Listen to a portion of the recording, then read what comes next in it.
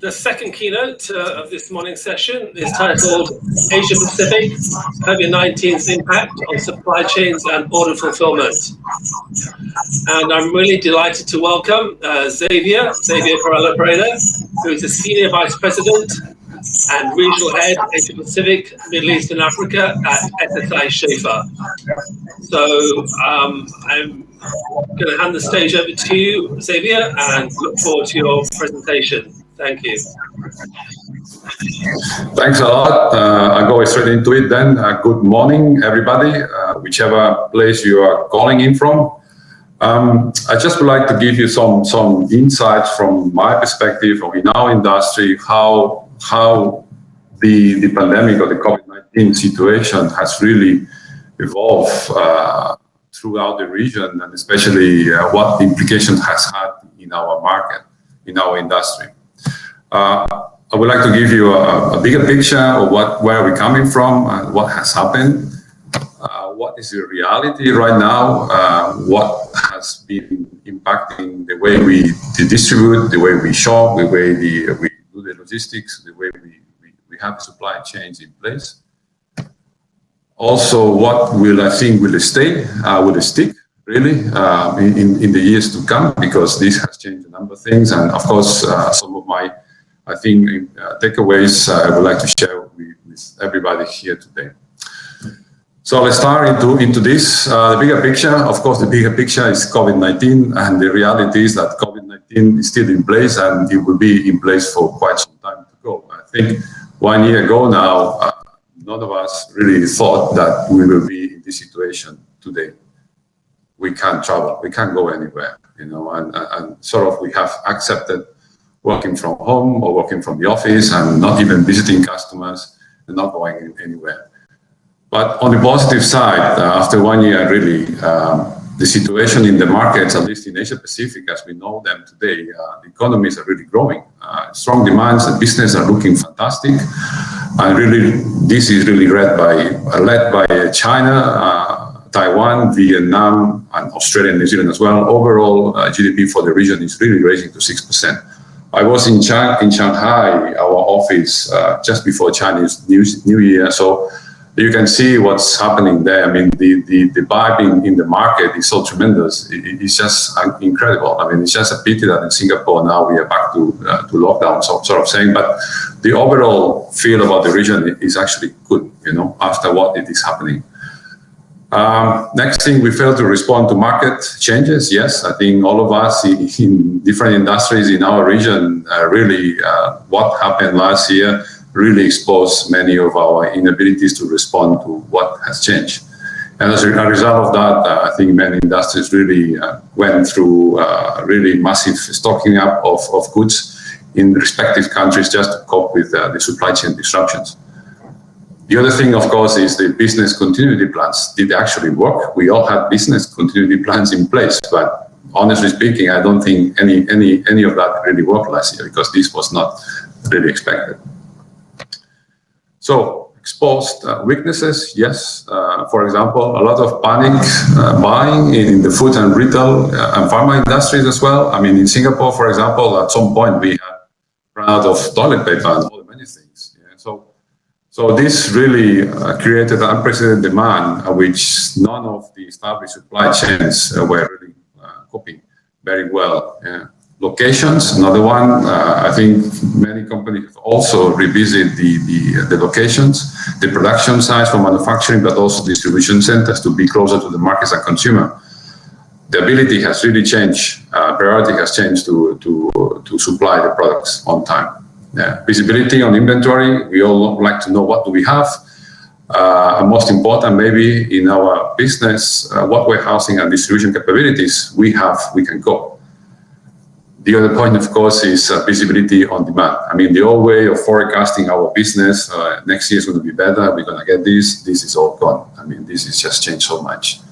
Therefore, going digital, it is a mandatory approach that to all of us, we have to go and expand and improve whatever digital platforms we have in our business. Moving forward, also the pandemic has really left a very enduring mark on the consumer landscape in every single country. Years of change have happened in months. The offline spending, as our normal way of shopping has shifted to online. And the pandemic has really pushed immediacy. I want things right now, convenience. I want it very convenient. And of course, the reaction and the speed we go to the market and the consumer demands. The other point, of course, is the standard issue during the COVID was certainly the massive spike in the level of e-commerce, which, while it will probably recede again, I think it will definitely not return to pre-COVID levels. Many companies really out of panic or probably HQ pressure in Europe or US, really they go ahead and reduce the staff headcount last year in order to save costs, and then we were left over with not able to cope with the demand of the business, which is happening now. And this, of course, overall, it had an increase on operating expenses at different levels. As a result, if we take, for example, the retail industry as an example, buying patterns. A lot of things have changed. The way we do, the way we buy, we really look at stuff which we never thought about buying online just a year ago. It is now happening. You can buy anything online, and you're okay with that. The pandemic has also amplified the consumer's desire for convenience and immediacy. I want it right now. This is happening really, and the permanency of this shift will determine how the customers experience online, and the satisfaction with that will carry on sticking, and the way the online business is going at the moment. The way we shop has changed a lot. I mean, me inclusive here in Singapore. So, what has been the impact of these changes in the order fulfillment for distribution centers in our business in the region? That is our closer reality, which we are facing right now. Yeah, and I would like to summarize this into three points, three trends I can see. One, people centricity. Despite the pandemic really changing how many people work and interact with each other, people are still driving the consumer demand. We all have to eat, we all buy, we all have to go with our lives. So the way we shop has an indirect or direct impact on the supply chains. The other point, of course, is the location independence. The COVID has shaken the status quo on how goods were distributed to the markets in the past, creating a complete new challenge. Business models need to be adapted, and therefore the supply chains need to. Resilient deliveries, getting the product to the market, consumer has become the main and only target. Yeah. So ensuring consistent delivery is a key to success to really stay relevant in the business, in the region. So what's happening? What are the challenges that, besides that we are able to react and cope with the current market conditions? How do we look our markets? How do we look our business? How do we future-proof our operations? How do we scramble to fulfill and ship the growing volume we have at the moment as compared to what we had last year? Not only the growing volume, but also the way the volume is changing with the order profiles really shifting online, and the way we pick, the way we distribute is completely different what we used to have last year, for example. The other point for me, of course, is the lack of visibility. Yeah, what do we have in place? What is coming? What is our forecasting? The old way of forecasting, it is really gone. You know. We don't know what it's going to be like in next year, for example. COVID is still in place. Bottlenecks we all have. Remember I said we all reduce costs out of panic and pressure from HQ last year. So now we are stuck with a growing market, changing habits of buying, the way we have to deliver. So we have plenty of bottlenecks probably just throughout the distribution centers. Fulfillment costs, yes, because we were not ready for this. And of course, raising wage technology gains have accelerated the drive towards automation. People are rushing in to get projects up and running as soon as possible, as much as automation as possible. CapEx approval from the head office, trying to justify cost savings and overall productivity gains. This is happening. Yeah. So, in summary, fulfillment is becoming a key strategic advantage. So, to allow us to be able to fulfill orders to cope with the market demand. So fulfillment again is emerging as a competitive differentiator. Today's consumers are looking at a fast, free, sustainable, green in many ways, and branded shipping. Being able to cope with the customer expectations as consumers worldwide expect quick delivery for e-commerce orders. Then placing inventory closer to the customers, maybe automating returns and offering flexible options like pick up on an online order from a store, it has options. We also see, in my view, demand for green packaging. I mean, we so much, if you go down to the waste bins in your apartments, there's so much carton being thrown away every day because of the online business. So the green packaging is something that is coming up, I think, in a big way across the region as well. So the focus has shifted to improve fulfillment, fulfillment capabilities as soon as possible. Yeah. Productivity to solve the labor challenges, goods to person, for example.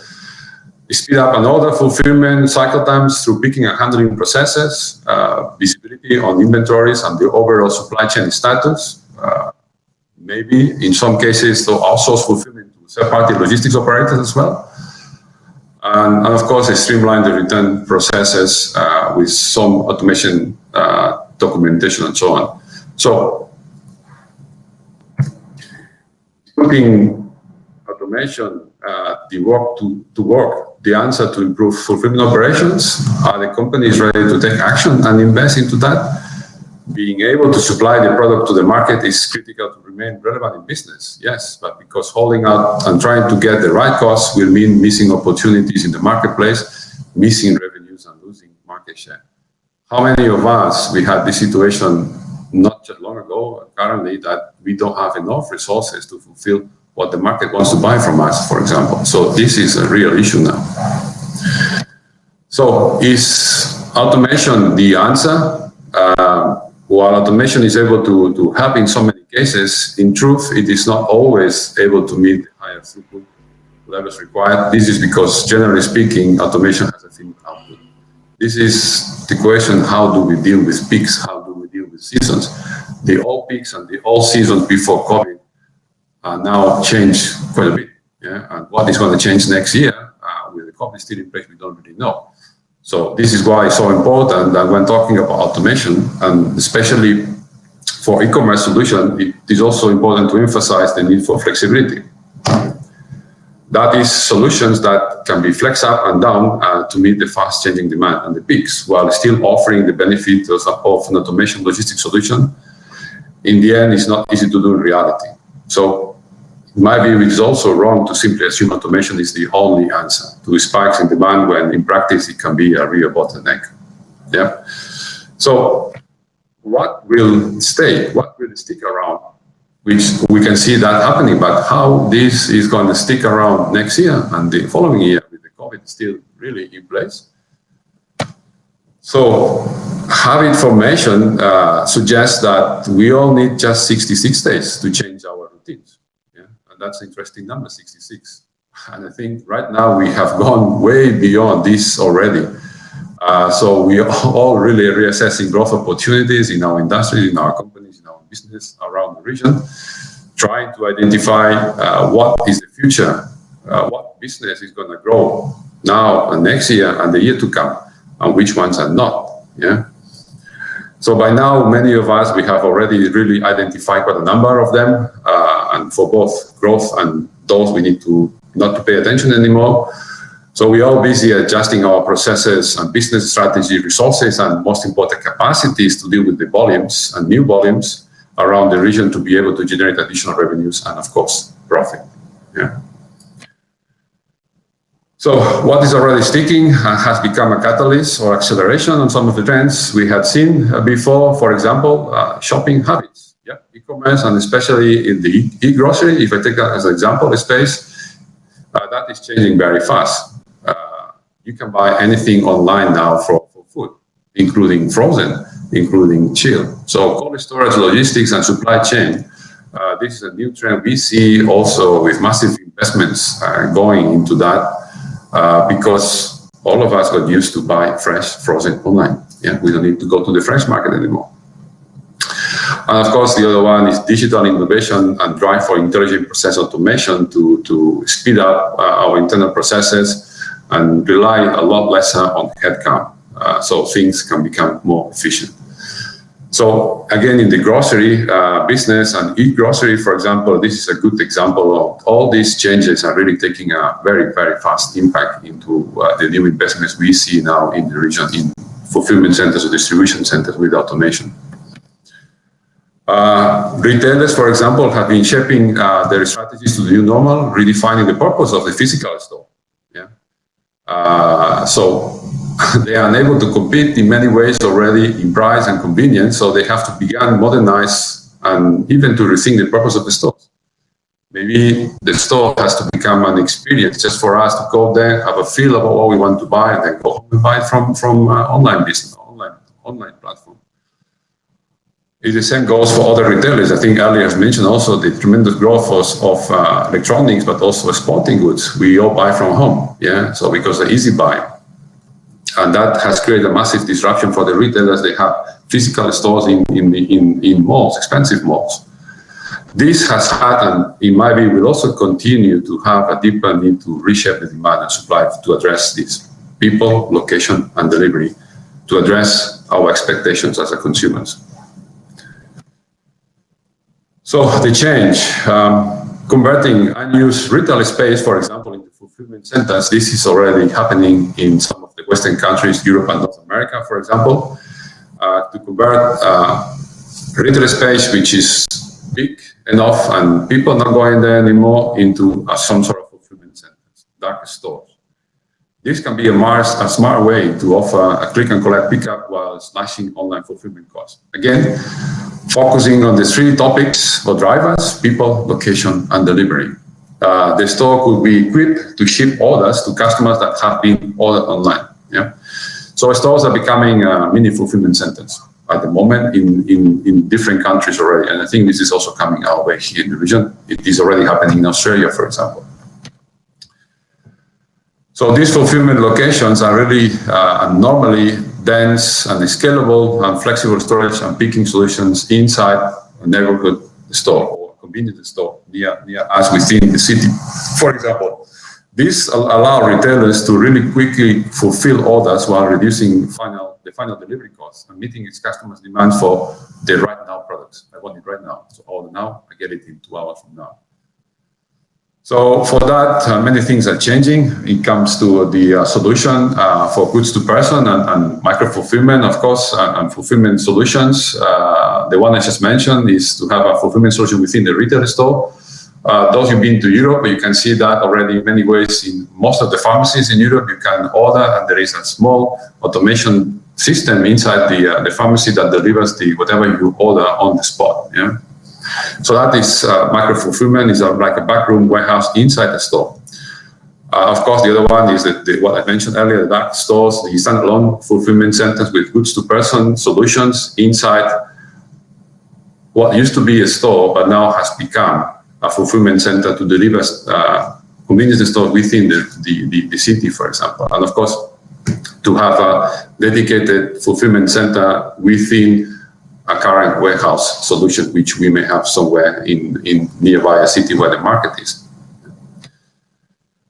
So, addressing the key market expectations really on the people, location, and delivery, and what are we achieving with these small fulfillment locations? To address the people issue, people centricity, to create better customer experience and redefine the retail landscape location. Of course, it is a strategy to get closer to the market, and delivery, the ability to get products into the consumers fast. So we are creating a competitive advantage for our business. Takeaways. The big takeaway from last year's experience for all of us, I think, has been that we all sort of have to adapt to the business, to the new reality. And I think, honestly speaking, we all sort of done that in many different ways. But we also hope that at some point we can go back to normality, and that, I'm afraid, I don't think it's going to happen. So trying to be positive again when we have such a situation like economic crisis we had last year and 10, 15 years ago when we had the 2008 and also the Asian crisis here in the region, there is always opportunities for us to take advantage of. We just need to change and adjust very fast. So what last year produced was a tsunami of changes, the way we shop, for example, but also has created a long-lasting waves which will go on for a number of years to come. So all of us, we have to change and we have to be prepared to even shift and adapt even more for the near future, even when things will change again. I'm sure they will. Yeah, COVID has reduced really changed our mindset of how do we do things, work from home and so on and so forth, and then has shifted business into different directions. So we all need to really move into that direction as well. So number 5, collaboration between labor and automation is key to success. Automation on its own, it cannot work alone without people around. So to find the right balance between labor, people, skilled people, most important in this business, and automation, it is the only solution to optimize how to react to the markets at the moment. Of course, this will take some time. Companies at a different level of adoption of automation solutions and IT and software and so on and so forth. So every company will have their own path on how to reach the appropriate level of automation for their own business and how to adjust the operational structures, skilling people, and so on and so forth to meet the market and the spikes we have not right now, but also in the next couple of years. So it is no longer a question whether people will, for example, carry on shopping online. Is that the only question is really how much, how frequently, how much, and what they will actually buy. So we can put some forecasting in place. So we can no longer really afford to be just hope that we go back to normal as we had 2 years ago. And when it comes, for example, to forecasting, to find history data, this is going to be our business next year, for example. This is all gone. So the forecasting dilemma is really here to stay. So to me, instead, what we need to do is to challenge our current models we have in place, but also our mental models to revamp our strategies and priorities for our own businesses and really try and experiment things outside our comfort zones, disrupt our mental assumptions. That's the only way to survive. That's all I got today. Thanks a lot. Well, thank you very much, Xavier, for telling us all about the new reality with COVID-19's impact on supply chains and order fulfillment. And very interesting if you know those 8 takeaways that Xavier had on his last few slides. Yeah. Thanks a lot for the opportunity. Sure, no, we always welcome. We know SCHAEFER's been a long-time supporter of Logisim, and we will always welcome you back at future events. So thank you very much again. Thanks a lot for having me. Wish you a successful couple of days. Looking forward to it. Yes. Thank you very much. Thank you very much. So if you've looked at the agenda, you may be wondering why we have a 45-minute break. That's from 10:30 Singapore time to 11:15 Singapore time. Well, as Ramon explained in his opening remarks, this event was planned to be hybrid. So we had a physical component over at Singapore Expo. But because of the recent rise in COVID cases in Singapore, we had to pivot very, very quickly over the last few days to this online-only event. But you can imagine that since we'd already set the agenda and informed all the speakers of the timings, that it was actually very difficult to change the agenda and remove all the breaks. So we've actually kept to the original timings that we had for our hybrid event. So in fact, we do actually have a 45-minute break until the next session. But that session is a very exciting one because we'll be going out live, yes, live on Singapore radio, specifically Money FM 89.3. And the session that will be carried live on Singapore Radio will be all about the economic outlook, the global economic outlook, and the challenges and opportunities for supply chains and logistics today. So, as I said, we have 45 minutes, and do take the opportunity again to navigate around the conference and exhibition, particularly go to the exhibitor booths and see what's on offer there. And until then, we welcome you back at 11:15 Singapore time for the next session. Thank you very much.